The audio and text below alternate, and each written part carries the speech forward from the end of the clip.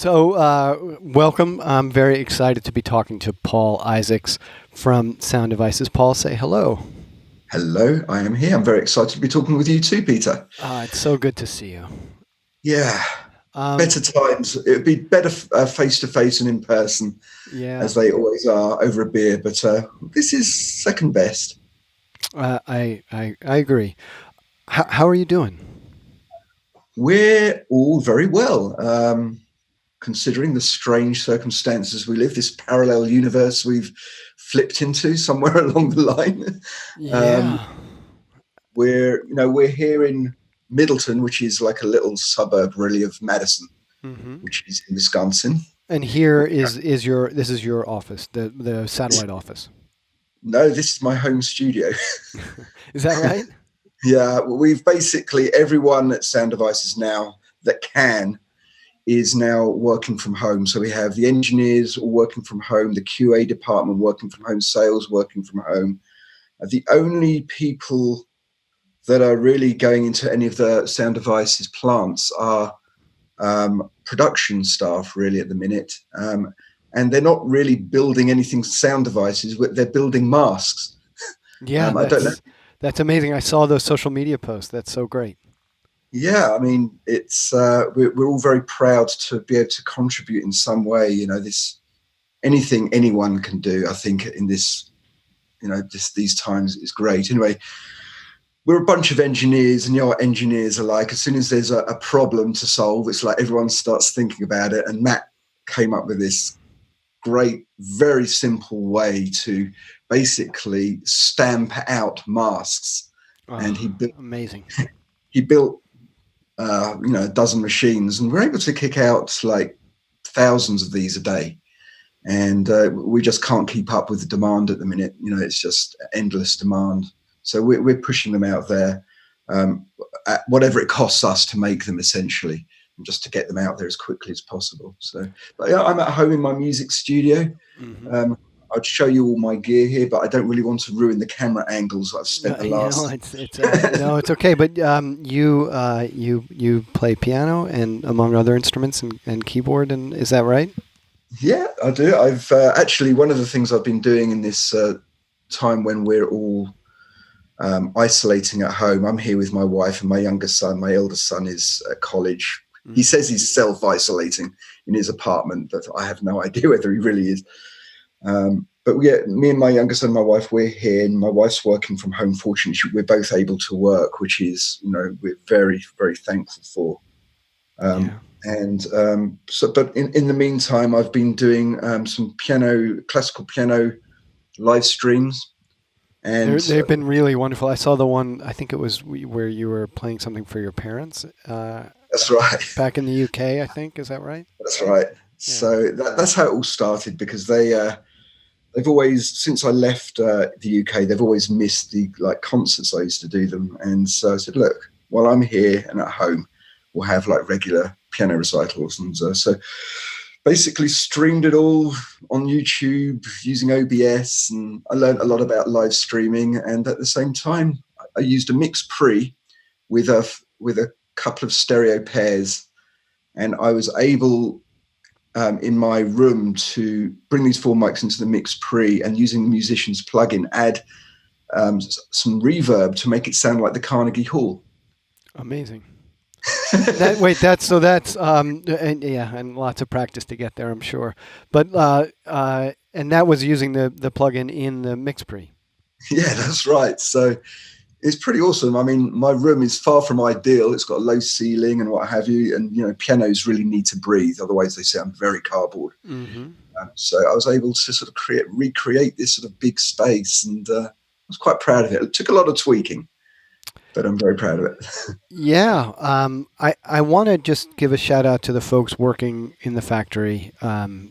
Because we've been able to put orders in, and we've had just regular technical issues that they've been able to answer, and it's been really great to have their support. So I'm really grateful that everybody's able to work, and it's amazing that you guys are stamping out all those masks and making protective equipment. That's really Thanks, really Peter. awesome. It's nice of you to say, and I'm very proud of all the people I work with. They're all really fantastic people. So, And how are things around Madison? in terms of the coronavirus, Yeah, in terms of getting around, and are you able to do well, shopping and all no, that stuff? it's yeah. I mean, it's obviously nothing like New York. Obviously, it's going to affect the most densely packed spaces, and New York has had it really hard. And my heart goes out to you and everyone there, and having to deal with that really horrendous scenario, and all the health people on the front line, and people who are still going out to support everyone. That's amazing. Well, and that's why it's so amazing that you guys are making those masks, because the people on the front lines really, really need that equipment. Mm-hmm. I had my cousin Rebecca, who works in a pediatric ward in a hospital in London. She called me after seeing that one night in a total hysteria, saying, "Paul, anywhere you can spare a mask." She said, "I'm having to tape a little bit of plastic to my forehead right now because there's just no supply of masks anywhere." I said, Oh "You're my kidding God. me." So don't worry, we'll get something to you. I'll FedEx something to you as soon as we possibly can. Wow. But yeah, that's how dire the situation has been. I mean, it's caught a lot of people. The whole thing has caught a lot of supply chains off guard and Yeah. what have you. But here in Madison, Middleton, I mean, it's nothing like. I think there's been a total of around 4,500 cases and around 200 deaths, which is a lot. it's it's a huge amount, but I think here, because it's so, I mean, we live sort of like on the edge of the countryside, so we're able to go for walks.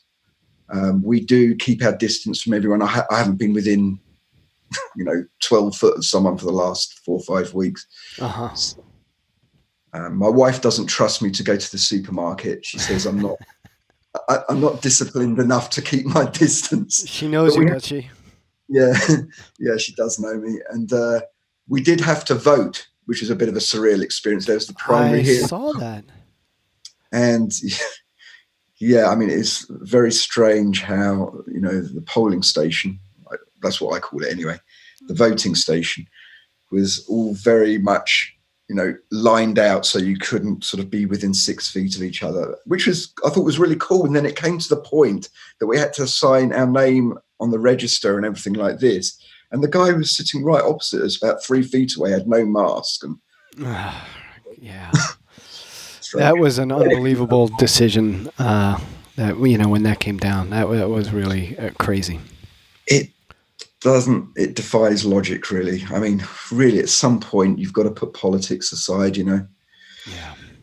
So for some reason, that doesn't seem to be happening in this country, which is another debate altogether. No, that is yeah. We could make many live streams about that. I'm gonna take that as a cue to transition to I know we want to get to the CL16, but I am curious because I'm using a MixPre for our audio. And I found it very, very helpful. And I know you're using a MixPre. Can you describe your setup to folks? Yeah, sure. I've learned a lot about live streaming actually in the last few weeks. I've done about 20 or so webinars, live streams over the last weeks for people to just tune into to learn about our products. But yeah, I basically use any MixPre, but I've been primarily using like a MixPre 3. Mm-hmm. And I take my local mic into input 1, and then I connect to, and I like to do it this way. I like to go into Zoom via an iPhone because when I'm presenting, I have the ability to use the front and back cameras of the phone. So right now, I'm on the back camera. I can very quickly switch this, and you'll see it switch to the CL16. Oh, that's very clever. Yeah, that's very clever. It's very easily for me to control, talking and chatting with the audience, and then switch it to the gear and then walk through the gear. So that's why I wanted to try and work this out with the phone. So basically, I would my input into input 1, my microphone, and then I'd hook up the USB-C of the MixPre, which is USB audio. Mm-hmm. and hook it into my iPhone via one of these Lightning to USB-C adapters. Got it.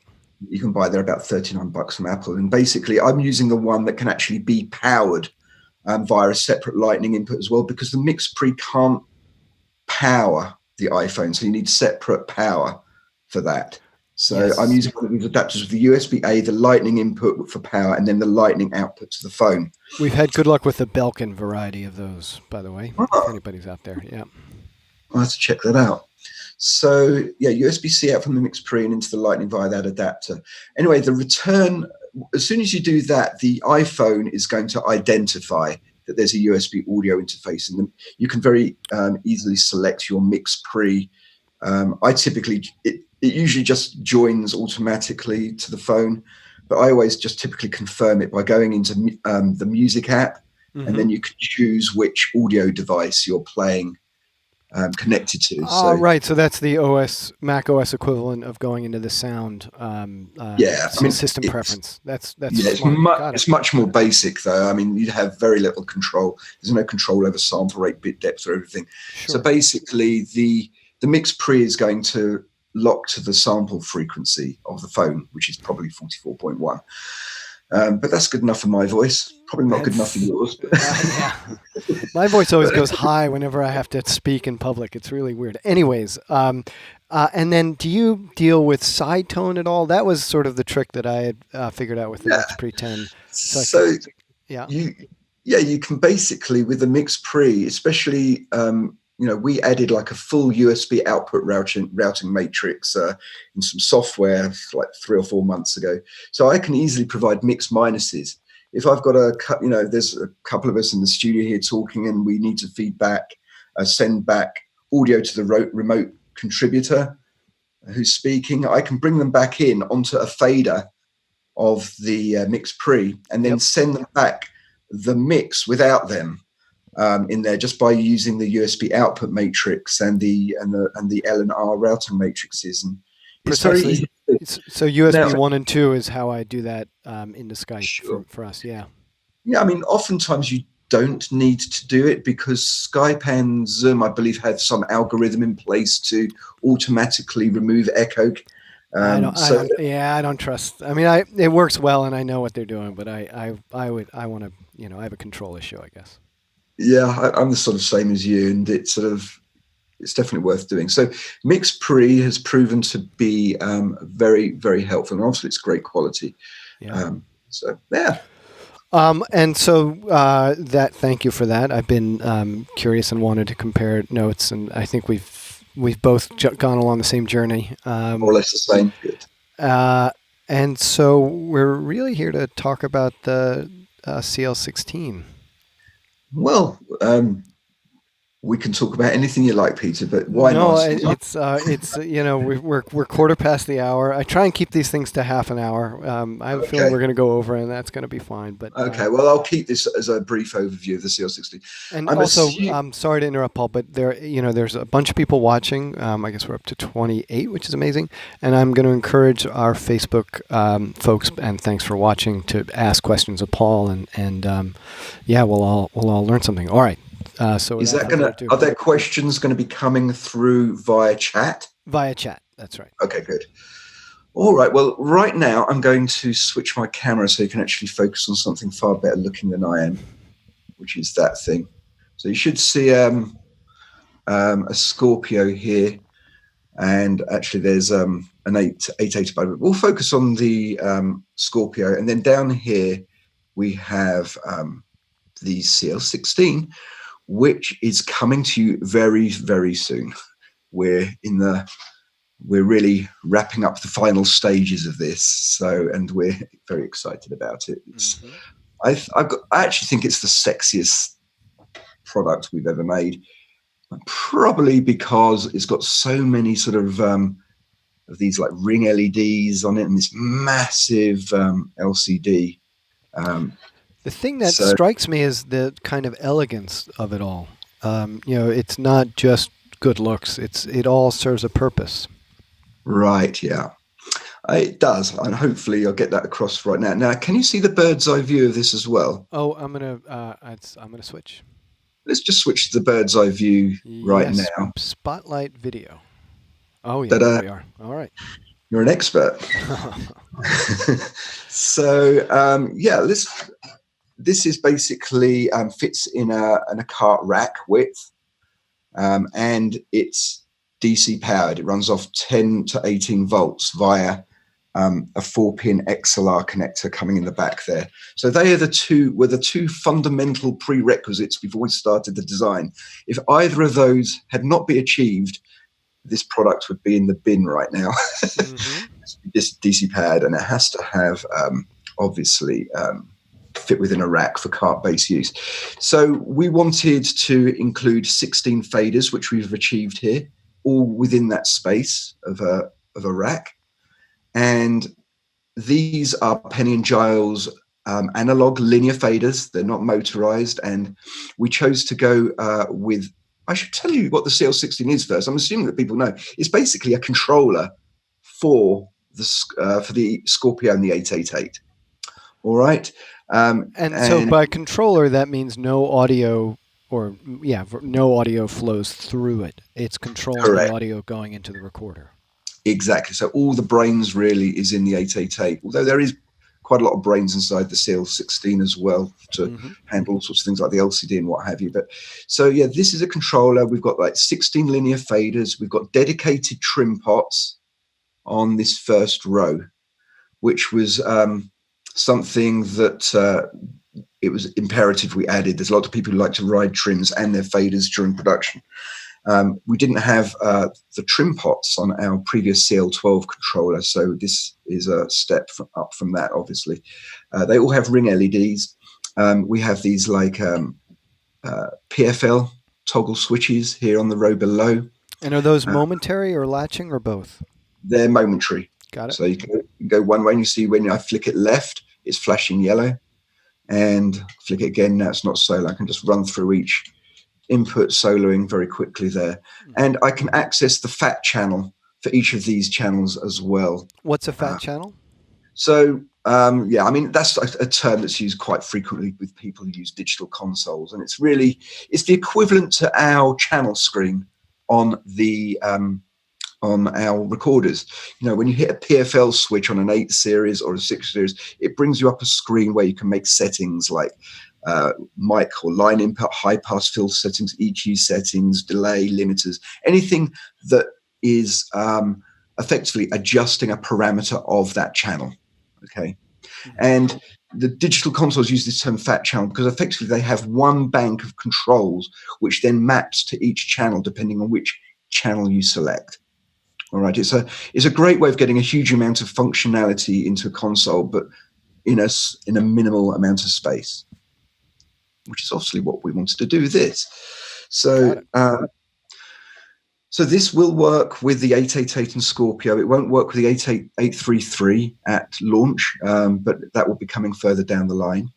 So let's carry on talking about the channel strip here. Fader, PNG fader, beautiful, smoothest fader you can buy on the market. Why did we go with analog linear faders instead of like motorized faders? Because actually you can control all 32 channels of Scorpio with this.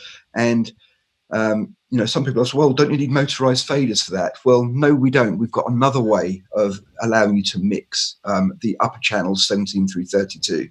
But the reason why we didn't want to go with the banking is because we wanted faders, number one, that felt really good. And motorized faders, they have to have some sort of friction because they've got a motor driving each fader. So they can't quite feel as smooth as a PNG fader. Yeah, I completely agree. Yeah, it's those faders are smooth as butter. Absolutely, it's the smoothest on a control surface I've felt. And we felt that for our customers, 99% of the time, or 95%, I don't know, I could be proven totally wrong on this, but I think most of the time people will be working with less than 16 channels, and it will be more of the complex conferences and live music productions and broadcast events that might actually end up using more channels there. What I've been telling people is think of it in terms of the 80-20 rule, right? So like 80% of your time you're going to be spent within the 16 channels. I think. Yes, I think so too. So, and the other concern from people is, well, what about these PNG faders? Are they sealed? They are not sealed, and that's again for the reason of, as soon as you try to seal, you're going to be effectively adding friction to the movement of the fader. There's no other way. It's the laws of physics. So what we've done instead is to make these faders, each fader is very easy to remove from the CL16. I'm not going to show you now because I don't want to move everything, but you simply lift up the unit, and there's 2 screws on the underside. You just undo those screws, and then you have direct access to each fader. Removing a fader is easy, just pulling its connector, and then you just remove the 2 screws on the top here and here, and it literally just pops out. It takes about a minute to a minute and a half to do that, and you can remove 1 fader at a time. This was unlike the CL12, where it was quite a big engineering exercise to go in there, remove the whole PCB, and then clean each one. So we have made it very much. And cleaning is the key word. When you say remove, it's not to toss in the garbage. It's to clean and get all the schmutz out. Yeah, sure. Schmutz being a technical term. I love that term. I've never heard that one. Oh. Hang out more in New York. But yeah, it's for cleaning, and it's totally user serviceable in that respect. So I often say, because you've got so many faders here, if a fader, in the very, very unlikely event a fader was to actually go totally faulty, if you're only using 12 of them, you've got 4 spare. So Fair. That's something to consider as well. Anyway, so that's the fader here. And as I mentioned, we've got these like trim pots. These are true pots, so they have end stops, a minimum setting and a max setting. And you've got these ring LEDs to show you the pre-fade level, or post-fade, actually, if you are routing your ISOs post-fade to tracks, which some people do.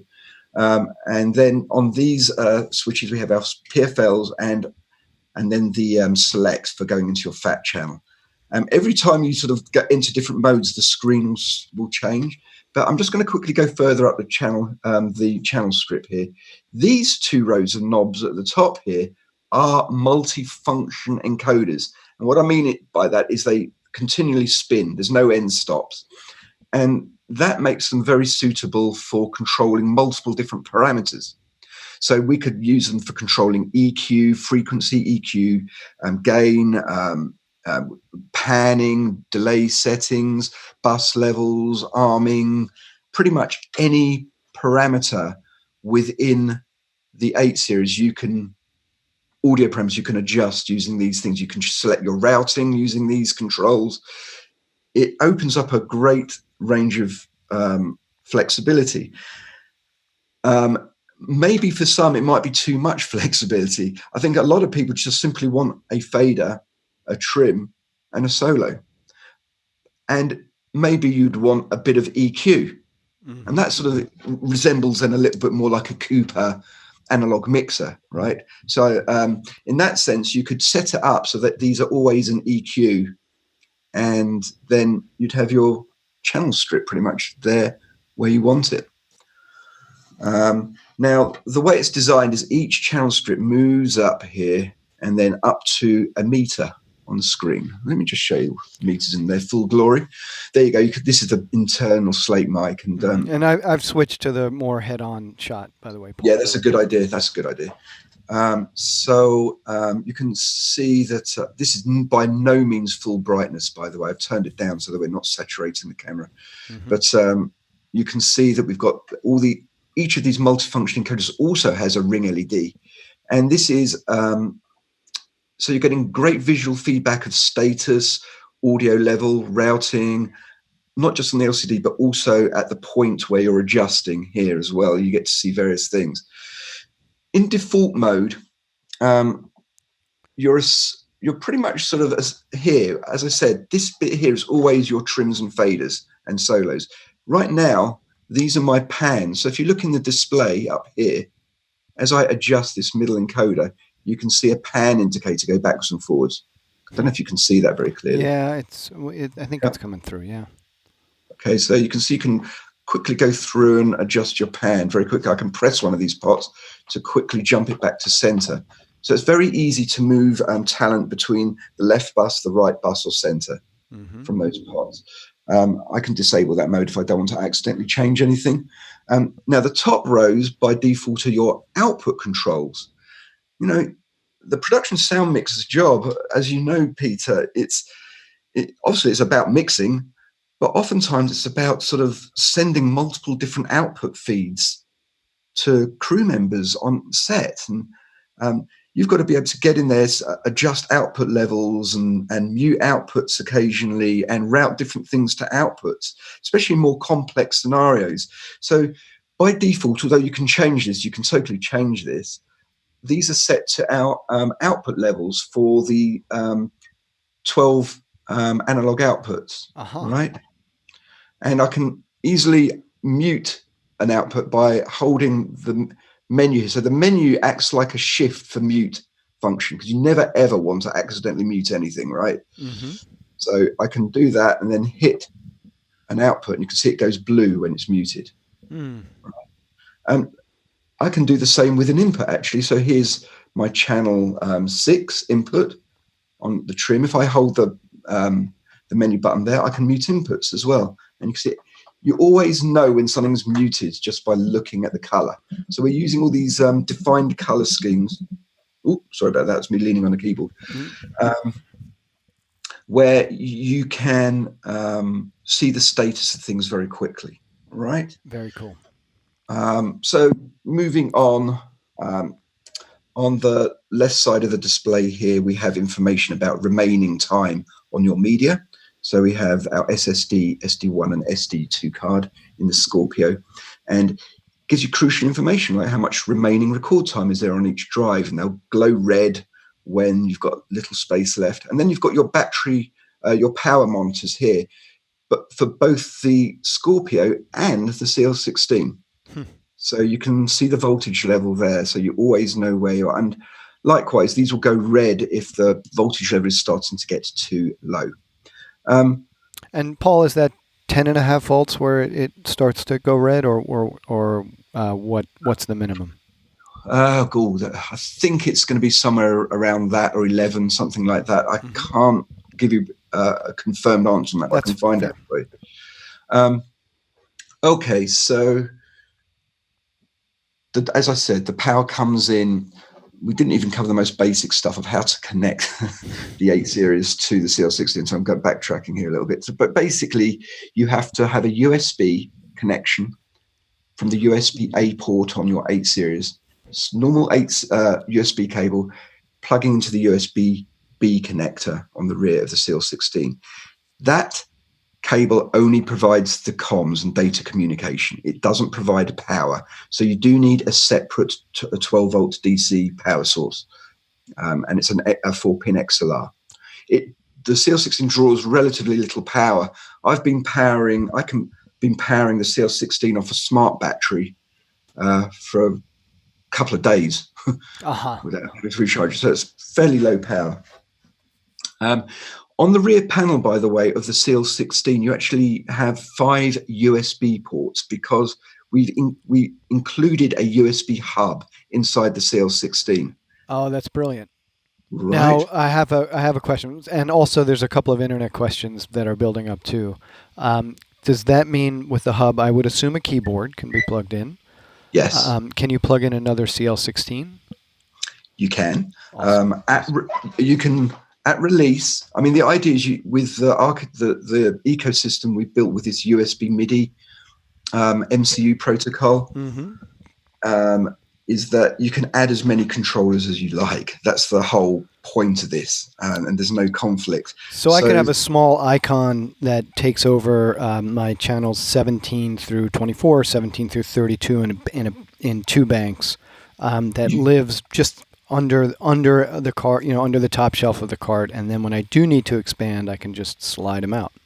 That's it, and you've just really got you've just described a really cool application. Not just banks 17 through 24 or 25 through 32 if you want more physical faders, but also you could have it set to buses, or a particular bus sends on faders mode if you want to have a dedicated mixer for creating a submix for going somewhere. Paul, let me just address some questions that are on the internet. On the subject of trim pots, are those the same pots used on the Mix Pre series? They're very similar, yes. Very similar. Oh. They've got the same. They're slightly different, but you'll appreciate them if you like the Mix Pre ones. So yeah. Good. And then, can you solo or PFL multiple inputs at the same time, or is it strictly one at a time? This time it's exclusive soloing, just one at a time. Mm-hmm. But all these things are software dependent. So not all of these things, but that particular thing is a software dependent. So if enough people cry out for it, then it's something that we may consider doing. Got it. Okay. Any other questions, Peter? No, that's sorry. That's that's the CL16 specific questions. I'm holding off the other ones until we get out of CL16. And at any time, Peter, just say, Paul, we're running out of time at this point. Shall we wrap up? So I'm going to quickly go through now various modes. Mm-hmm. There's so much in this, but basically you've got 5 buttons here, which effectively switch the LCD to bus mode, pan mode, delay mode. We've got 4 different. We've got high pass filter mode. So, for instance, here I can go to this mode here, and now my top rows of encoders are. This is my frequency for all my high pass filters for each channel, and this is your bypass control for each of the high passes. I can then go to one of the low frequency. This is a low frequency EQ band I'm in now, just by pressing these 2 buttons. And now I'm on gain for channel 3, frequency for channel 3, channel 1. So this is what I would say is a very sort of like almost like analog console emulation: fader, trim, solo, and EQ. Right. So, and I can come through and bypass. I can set Q by toggling this. So, and I've got 3 of these EQ bands: LF, mid frequency, and high frequency as well. Notice on the bottom row, by the way, you always get to see the name of the channel. So this is like a built-in scribble strip. All right. Yes. We've still allowed some space here if you prefer to use the traditional stickies. Yeah. So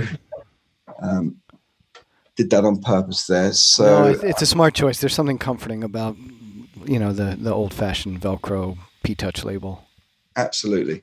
So the other thing here is, what was I going to say? Oh, yeah, arming. So this arm button here, if I press that, it's going to illuminate all the channels that are armed. And then I can just come in and arm accordingly, right? Mm-hmm.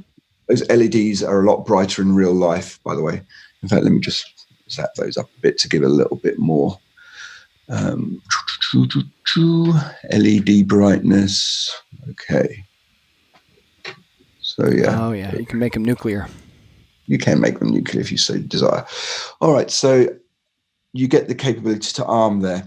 And this middle button, by the way, is where you're going to, it's called bank. And this is what it does. It says on the tin, really, when I press that, it now turns these middle encoders into my faders for 17 through 32.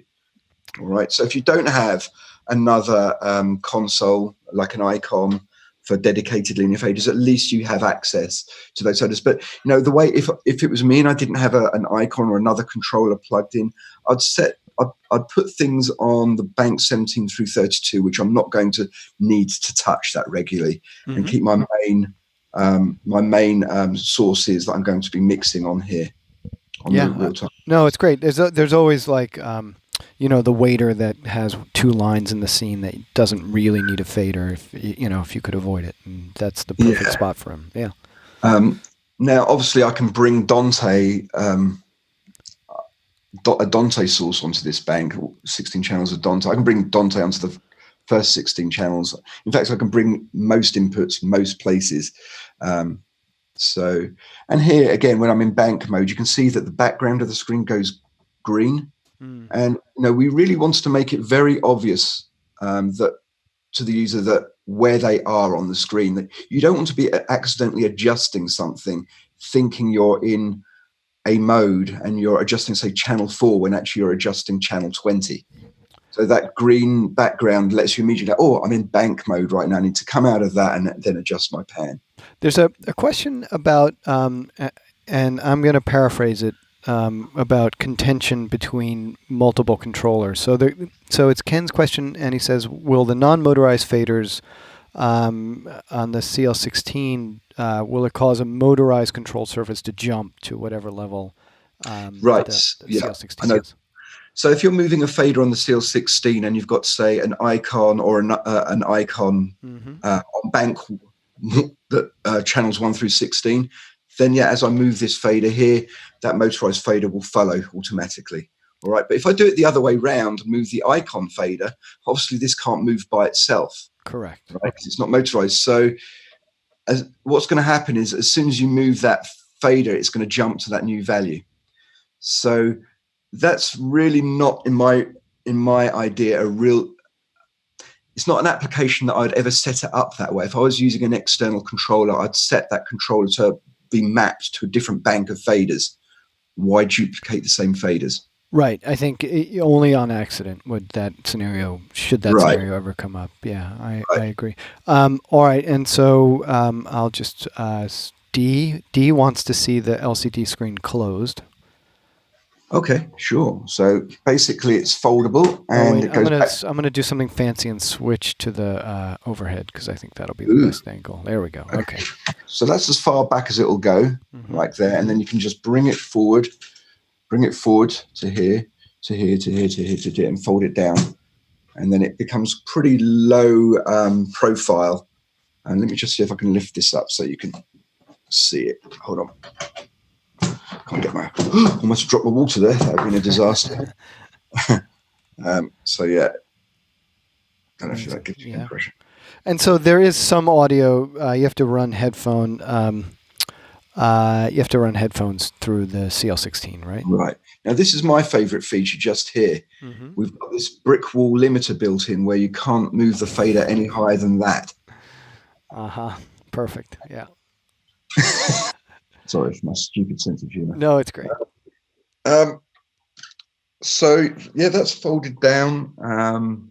We've spent a lot of time trying this on different carts that you can buy out there, with different shelves that you can buy out there, and it works really, really nicely. Well, it seems like you could really have a really nice drawer for it, sliding shelf, and then fold it and then slide it back into the cart. Yeah, absolutely.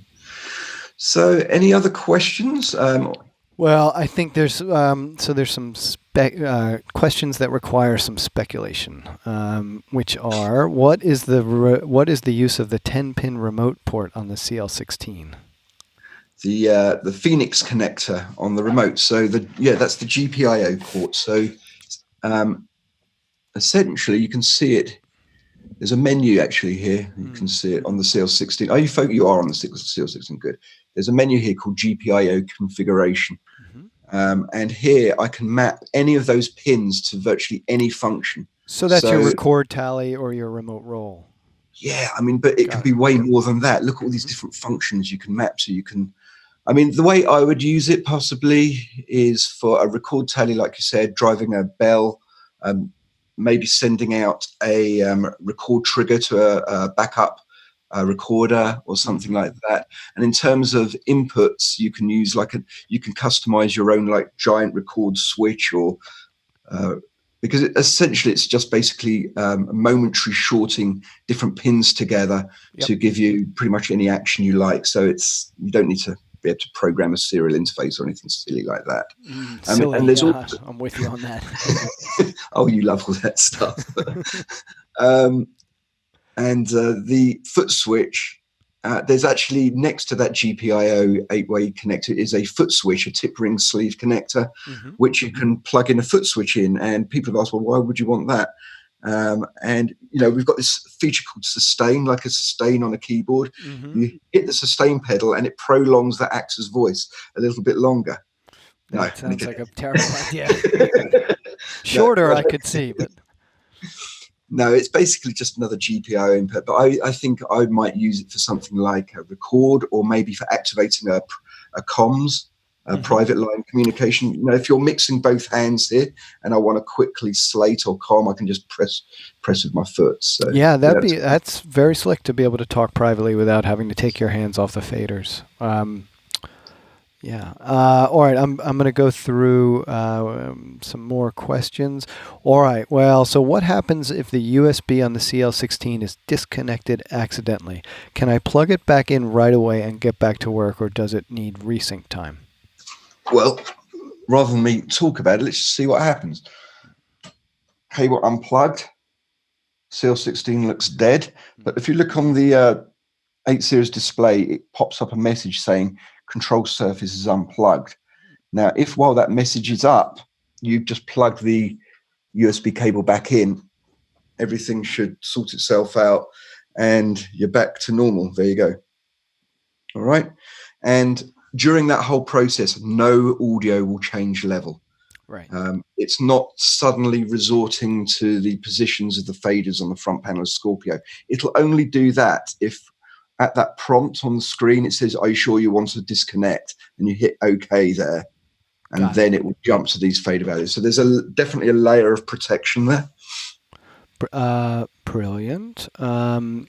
Can you put a hard cover over the faders with the screen flipped down? I see. So like a extra level of protection. Do we have a cover for that? Is that the question? Or? Well, or I think if somebody, there was the cover for the Cooper, and I think even the Sonosax had something where it was, a cover for the whole kit and caboodle, basically, like a top cover. I think it looks like it would be some engineering you'd have to do, but yeah, it seems possible someone could make it. Yeah, anyone with a 3D printer, a large 3D printer maybe, but... All right, I'm just going to switch cameras. And let's see. Okay, so what about mounting points on the CL16 to secure it to a cart? Oh, yeah. So there is 1/4" 20 on the underside of the CL16 for securing it in place. Mm-hmm. Perfect. Yeah. Good. And it's one on the bottom. Is that right? I believe it's just the one, if I remember correctly. Yeah. Hold on. No, I think it's just the one. All right. But yeah, that's doable. Awesome. I feel like we've just scratched the surface. We have. I was very aware of like time. I have spent in various webinars 2 hours going through more of the details because there's so many layers. And essentially, just to wrap up, you have pretty much access to every function in your 8 series from here. You never need to touch the front panel of your Scorpio. With the CL12 and the 6 series, you still had to go up here and use the toggles and things like that. But basically everything can be controlled from here. And if you are already an 8 series user and you're sort of starting to understand the versatility of the routing capability, the fact that we have, I think, about 70 inputs, mic, line, Dante, USB, SL, this, SL, that, AES. When you add them all together, you have these like many inputs, and they can be routed in any combination to any of the channels. And then those channels can be routed in any combination to one of 12, but to any number of 12 buses. And then those 12 buses can be routed to any of the myriad of outputs, whether they're analog, Dante, USB, what have you. When you start to see that capability and the fact that actually it's the buses, they're all independent mixed buses. So you could create 12 independent mixed buses. It really does start to feel more like a digital console, especially once you put the CL16 in front of it. It starts to go, oh yeah, now I know what this the Scorpio is about. It's hard to envisage it when it's in a rectangular box like that. But yeah, the CL16 definitely turns it into that digital live console, I think. Well, and I think I've been frustrated using digital live consoles on a set because they are great for music, reinforcement and recording, but not great for what we do. And the idea that you can customize, the encoders up top. Like personally, I think I would feel most comfortable keeping it where I could quickly adjust EQ. Yeah. But then I might find other uses, and it seems like out the gate there's any number of almost templates that I could set Yeah, up. and remember, it's very easy to switch between various modes just by simply pressing these buttons here. I mean, it's really that easy. You're if you want to switch modes, you can, and the screen will. I mean, one thing I actually didn't show you at all. I really should sort of spend a little bit of time on this. Is the fat Yeah, channel yeah. as one example. So at the start of this presentation, I mentioned that if you moved one of these toggles left, it's solo or PFL. And when you move it right, you're selecting that channel. It also solos it as well, but it also brings up, I don't know if you're going to see this. Yes, you are. You're also going to see the information on the top two rows. And this is a fundamental part of the paradigm of operation of this. I can hear sort of use that. I can hear their brains going, how usable is this? I mean, if these are multifunction encoders, how do I know what mode I'm in? Well, other than these buttons, you also know what these multifunction encoders are doing by the description on the top two rows of the display here. It's hard for you to see, but for instance, now it's telling me that this row is all my pans. Okay, so that's a pan. And it's telling me here on the top row here that these are output controls. So now when I adjust this, I'm adjusting my output level. All right. If I go to my delay using this button, my delay mode, now the display is telling me that these are my delay input delays for each channel. So I can set my delay for my wireless, etc. And I can press these pots to do phase polarity invert as well, right? So, and then we do have a bus masters mode as well. So if I press this button, now the screen changes entirely and we're looking at actually our buses. These are our 12 mixed buses. There's our main left-right bus. Okay, meters for that. But also they're duplicated up here on horizontal meters because you always want to see your master mix. But here I can now sort of do all sorts of things like solo buses, adjust bus masters. I can do bus sends on faders. This is a bus sends on faders mode. So this is where I can create an alternate mix. So I just press bus and PFL here. And now I'm looking at bus 2. And now this is the mix contribution from channels 1 through 16 to bus 2. And I can route each of those channels in multiple different ways to that bus. Yeah, and this comes up all the time on sets, obviously. Some people need to hear some things. Sometimes, if there's playback involved, obviously you're only sending certain things to that playback speaker. Yeah, so here, for instance, I've set up my channel. I'm sending to bus 2. I'm sending channel 1 post fade. So that's going to be dependent upon this fader. I'm sending channel 4 to bus 2, but I'm setting it via its own fader level. So I'm able to create a separate mix using this pot here. And this channel is being routed to bus 2 pre-fade. So it's not dependent upon this, it's only dependent upon the trim level. And so that's just that bus. Then I could go to another bus, say bus 4, and have another independent mix, Yeah. So the flexibility is crazy. Paul, I'm just going to, before we let you go, there was some questions about, people want to hear about the SL2. What's that? Yes. Now, we did announce that we're working on a new range of SLs, the SL2 being the first, and these are for the 8 series ecosystem. There's going to be some information and some first demos of that online in a live stream similar to this coming very soon. In fact, sorry, I'm going to sneeze. No, I'm not. Yes, I am. No, I'm not. Bless you in advance. Thank you. So I don't know if any of you have heard about something we're doing called Sound Summit. Yes. Yeah. Flip around so we can see your mug. Flip your camera. There you There go. we go. Thank you. Yes. So with obviously the situation globally right now, NAB was cancelled, and this is why Gotham are doing this event. And I think these are fantastic, actually. I'm quite happy for NAB to take a dive forever, personally. Well, I mean, and it's funny because I did want to segue into, yeah, we should talk about what the world of production is going to be like, and I know it's sensitive for any company to talk about future plans, but I imagine as with our company, there must be some pretty high level discussions about what is production going to look like. Well, this has been like when you're forced into a situation like we are now, it forces you to spend the time. And fortunately, we will have a bit more time, and that's actually not true. I find I'm actually busier now than I was before. Agreed. Yeah. But it does force you to start to experiment with other things that you tend to sort of go, oh yeah, I'll get around to that at some point. And it seemed like, well, hold on a sec.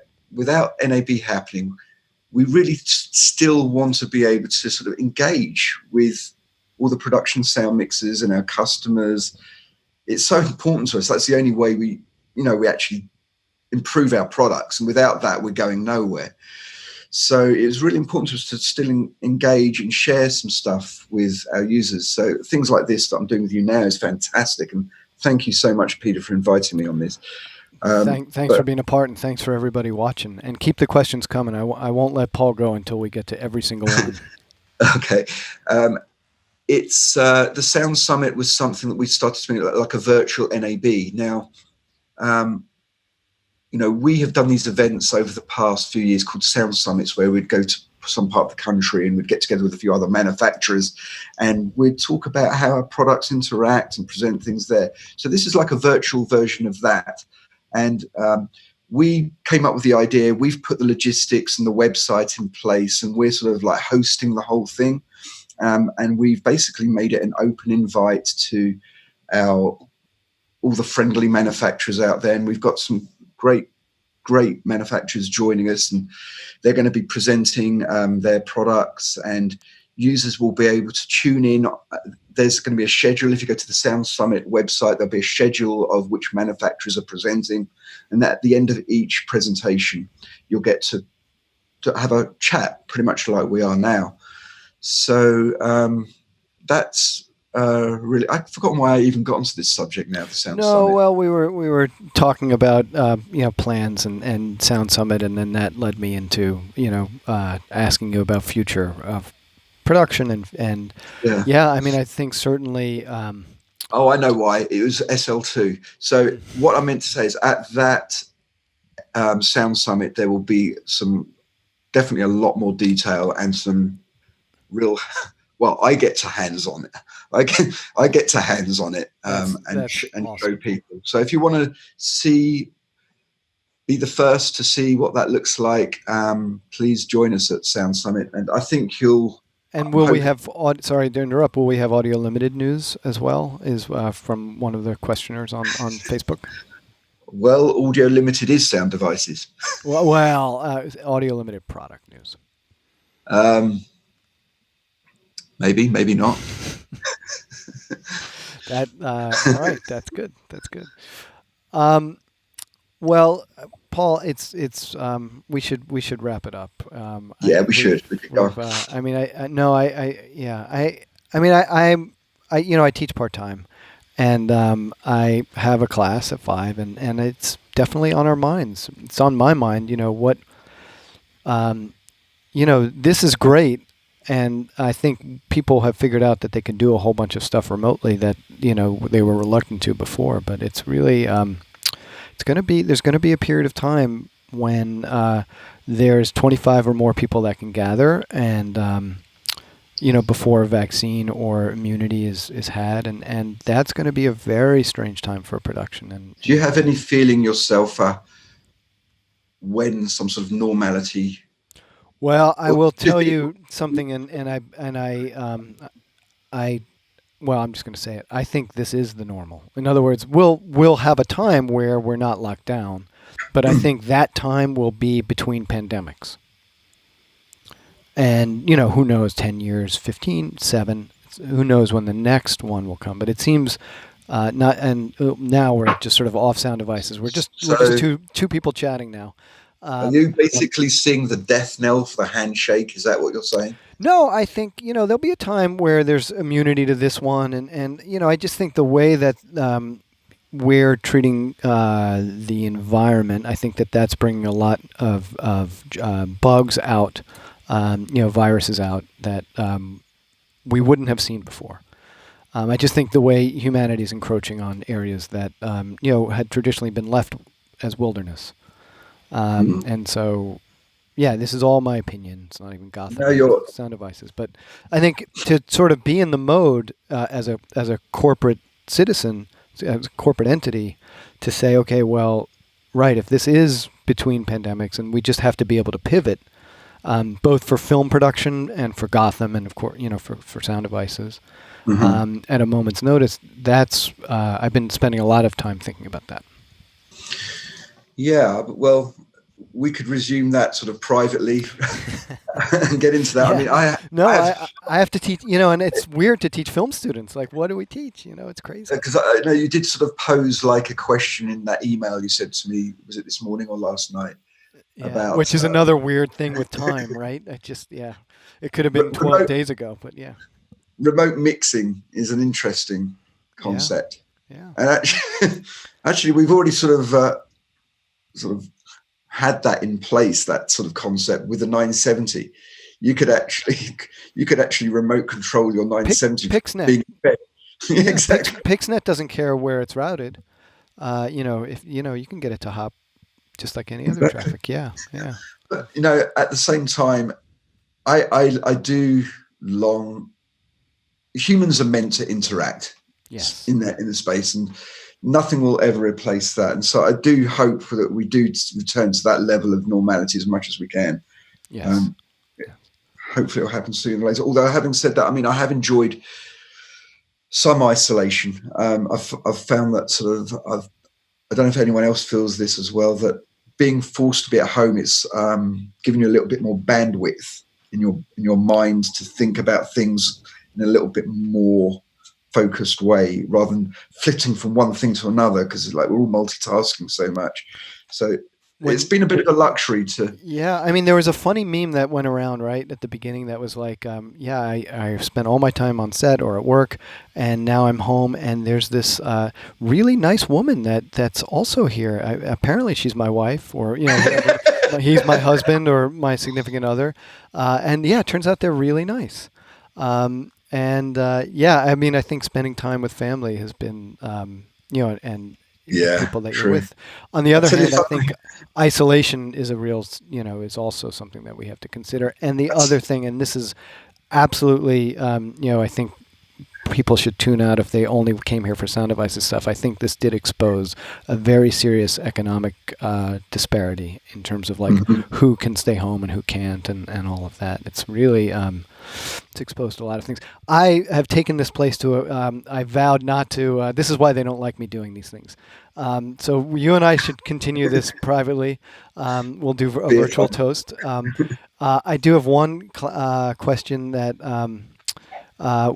Plans for smaller CL. Not all mixers need 16 faders. I think you guys have an answer for that, but I'll let you answer. And again, Sound Summit will reveal more there, but it's no secret that we've been working with our friends over at Sonosax, who have got the ideal solution for a super little mini controller, which is actually no bigger than an 833. So that's 8 faders. We've been working with them. It's their product.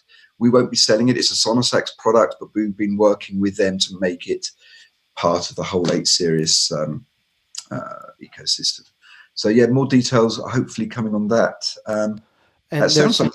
Sonosax will be at Sound Summit. So. Perfect. And we've put a link in the comments. Thank you, Jared. I have one comment from a mutual friend, John, who says, "Can you play some music while we sort of an outro, basically? Can you play piano for an outro?" Well, I don't know if my keyboard's even set up at the minute. No, that's fine. It's all right. We'll have to.